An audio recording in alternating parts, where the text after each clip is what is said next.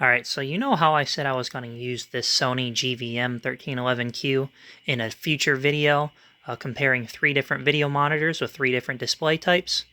Well, I lied.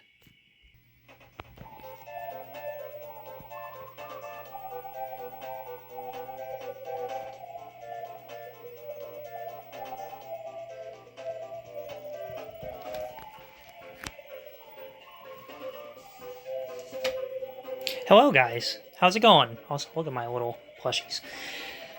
My name's P017 or P017, whichever you prefer to call me, and today I'm going to be bringing you a video on my new acquisition that I just got recently. So, as mentioned in the intro, I was planning on using this Sony GVM as a comparison video on my future video. However, I came across a deal, and it was an offer I couldn't refuse, so I went ahead and picked up this. Now, for those who have a keen eye, you may notice that this is, of course, a newer Sony Trinitron PVM. For those who don't know, this is a Sony PVM 14L1 video monitor made by yours truly, Sony. So this is, of course, an aperture grill, just like pretty much every single Sony Trinitron ever made. And it is an absolute beauty. So we're going to be taking a look at it. I'm going to be talking a little bit about some of the general specifications as well as some service menu items that are important to note on this.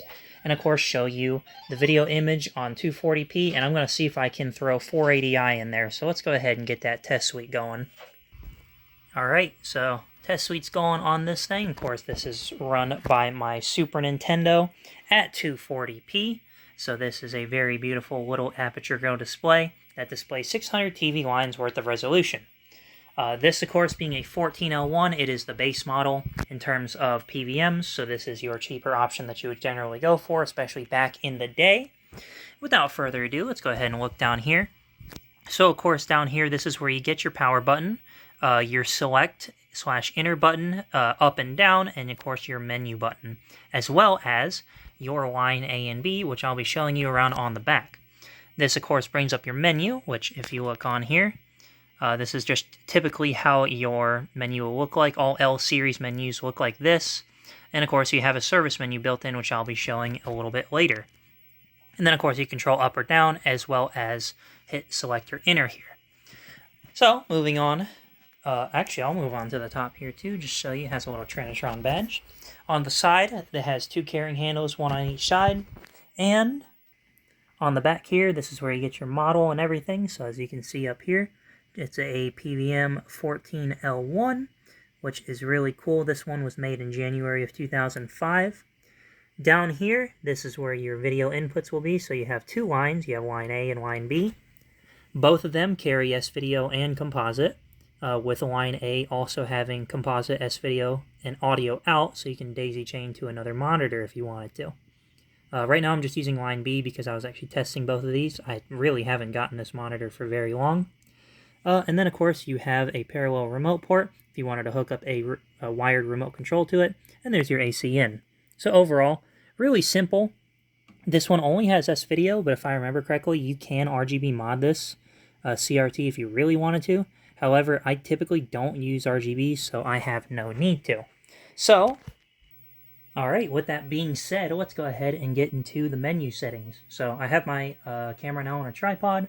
I'll just pull up the menu here just to show you what you got. So, starting one, you have your volume, contrast, brightness, chroma, and your phase, or basically your tint. And in fact, there we go. I just pulled up a better image just to show you guys the menu much easier. So this is, of course, where you adjust your normal settings. Funny enough, you adjust your volume this way too. So you can do that, or if you just hit the arrow buttons down below, you can actually basically pull up this, but on a smaller part down here and cycle through them for normal. Down here, this is, of course, your color temperature. You can change it between 93K and 6500, and you can also do a manual adjustment on it if you wanted to. Here, you can change your aspect ratio. So when I got this tube, it was 16:9, so I just set it to 4:3, and it works great. And then down here, this is your format display. So here, this is, if I select this, let's see. So if I select here, you can change between NTSC, auto, and I think you can also select PAL on this, if I'm not mistaken. Pretty much every Sony PVM can do both NTSC and PAL signals. that are PVM. So that's really cool. But that's what you get for your menu. If you want to go ahead and do your service menu, as I'll point out down here, there we go. What you're going to want to do, of course, is press the menu button. When you pull up the menu, you're going to want to hold Enter and Menu and hold it for about 3 seconds. And once you do, it'll pop up your service menu.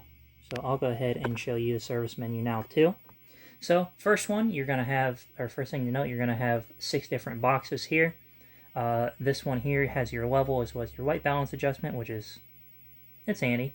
Here, this is your deflection, so this gives you your raster H, raster V, and geometry. Basically, all that means is your horizontal adjustments, vertical adjustments, as well as any other geometrical adjustments, such as pin cushioning, trapezoid, everything like that. One thing that's actually fun to note is up on here. So if I click on there, so you have V linearity, S correction, pin amp, pin phase, your corner pin adjustments, as well as your angle and bow settings, which are really cool. Gives you a whole bunch. And of course, for, oh, keep pressing the wrong button. For stuff like this, you get blanking, H size, H position. And of course, for your vertical, same thing.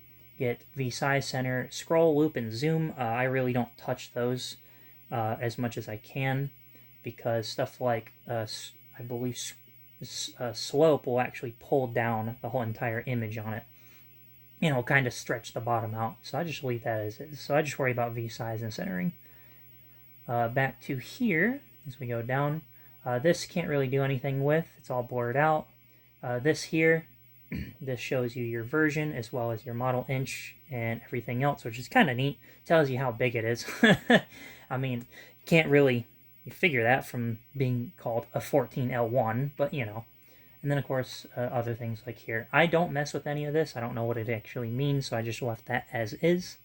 But one really cool thing that people pretty much need to know, this here has a couple interesting tidbits. So you get sub-bright, sub-chroma, sub-phase, peak frequency, and stuff like that. But the one thing that's actually really good is right here. It's called Chroma Delay. You can also see it called Chroma Delay or YC Delay. Personally, I think this is the absolute most important adjustment out of like any CRT set. And it kind of sucks because almost every CRT doesn't even have that adjustment. You mainly find it in stuff that's newer, and even on consumer sets, you don't really come across such an adjustment like that. Nor video monitors, for the matter. But Sony's, this one especially, luckily has it. This is really nice. So I'm going to actually show you exactly why that is important. And let me go ahead and get out of this, and I'll get back to you on a new screen. All right, now we're on my monoscope pattern here, and I specifically chose this one because of not the fact that it shows you the actual geometry, but this red square right here. And if you hit on specifically the Super Nintendo, the L or the R button, you can actually cycle between different brightness levels. And the best part is you can get rid of the white squares, so you can only see the red. I'm going to go ahead and show you up close here. Basically, this red here is right now centered in the middle. As you can see, there are streaking on either side of the red. Now that streaking can go off to the left or to the right, and what Chroma Delay does is it adjusts that, and you can actually put it directly down the middle, especially shows like on here as well, and whatnot. And what that'll do is that will help with syncing up your color or your chroma to luma, or basically the light behind it, to produce an image that doesn't produce any color streaking going off to one side. That's super, super important to me, because if you want to have a really accurate picture, you have to have them lined up and timed properly. It's basically like adjusting a phase on something if you're kind of smart about it. But overall, having that adjustment made it really nice, and this PVM actually had color streaking going off to the right. So being able to adjust that is really, really sick. Aside from that, though, I did get this whole entire set adjusted, and it was pretty easy to do so. All I did was adjust, of course, the geometry, everything like that, adjusted the pin cushioning, and then I went inside because, unfortunately, this thing had a small problem, which it had just a plug that was unplugged.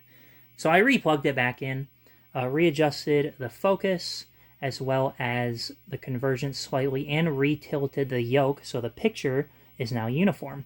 And it looks really, really good. So that's pretty much all I did with that. I didn't really even have to mess with the colors. They were already really solid as is. And as you can see right here with the convergence, you have little dots on the screen, which you can help use to focus your image. Usually if you focus, you're going to want to have to look in one of these four corners between the corner and the midpoint, because the midpoint will focus up faster and it'll leave your corners blurry. So you're going to have to make sure you get everything, I guess you could say, evened out between the two. But overall, it's a really nice set for 240p. Like I said, it has S-Video, but I prefer S-Video in general because most of my consoles run S-Video, and on top of that, it looks almost just as good as RGB. But if you wanted to mod it, if I remember correctly, you definitely can on this set. So without further ado, let's go ahead and move on to a 240p game so you can see the picture quality of this. Alright, so I just turned on Super Mario All-Stars. This is, of course, for the Super Nintendo. And the picture looks super sharp on this thing. It's not absolutely perfect in, like, any CRT.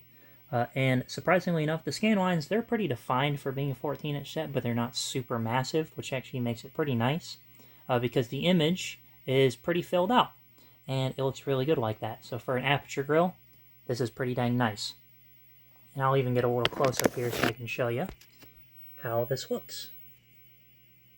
So as you can see, aperture grills give off a really unique type of look, where the look itself has a lot of, I guess you can say, squared off edges, which is really nice. Everything is nice and, well, I guess you can say, not really pixely, but I would say aperture grills are some of the closest to that. But we'll talk more about that in a different video. But overall, this is an absolutely gorgeous image, and I love it a lot. So I'm very glad I was able to get this PVM 14L1 for a pretty decent price, so I'm very happy about that. It came in the mail, and everything worked out with it, so yeah, it's really, really nice.